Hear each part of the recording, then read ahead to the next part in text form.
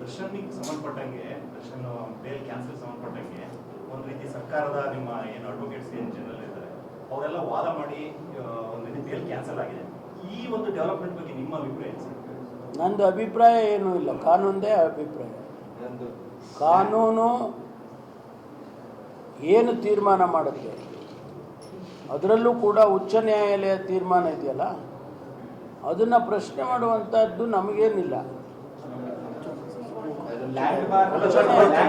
ಸರ್ವೋಚ್ಚ ನ್ಯಾಯಾಲಯ, ಉಚ್ಚ ಅಲ್ಲ, ಅದಕ್ಕಿಂತ ಮೇಲೆ ಸುಪ್ರೀಂ ಕೋರ್ಟ್, ಮಾತಾಡಬೇಡ್ರಿ, ಸುಪ್ರೀಂ ಕೋರ್ಟ್ ತೀರ್ಮಾನ ಮಾಡಿದೆ. ಅದನ್ನು ನಾವು ಪ್ರಶ್ನೆ ಮಾಡೋಕ್ಕಾಗೋದಿಲ್ಲ. ಅಗ್ರೀವ್ಡ್ ಪಾರ್ಟಿ ಮಾಡ್ಕೋಬೋದು, ಆದರೆ ನಾವು ಸರ್ಕಾರ ಅದನ್ನು ಪ್ರಶ್ನೆ ಮಾಡೋಕ್ಕಾಗಲ್ಲ.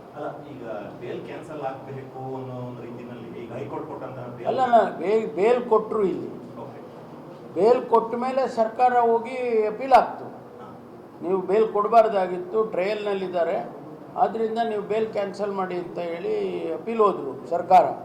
ಅದನ್ನು ಮನ್ನಣೆ ಮಾಡಿದೆ ಸರ್ವೋಚ್ಚ ನ್ಯಾಯಾಲಯ. ಅಷ್ಟೇ, ಅಲ್ಲಿಗೆ ಆಯ್ತಲ್ಲ.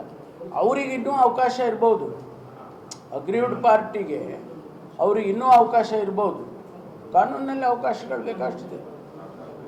ಆದರೆ ಈಗಿನ ಪರಿಸ್ಥಿತಿಗೆ ಏನು ಸರ್ವೋಚ್ಚ ನ್ಯಾಯಾಲಯ ತೀರ್ಮಾನ ಮಾಡಿದೆ ಅದು ನಮಗೆ, ನಮ್ಮ ಸರ್ಕಾರಕ್ಕೆ ಅದು ಅಂತಿಮ.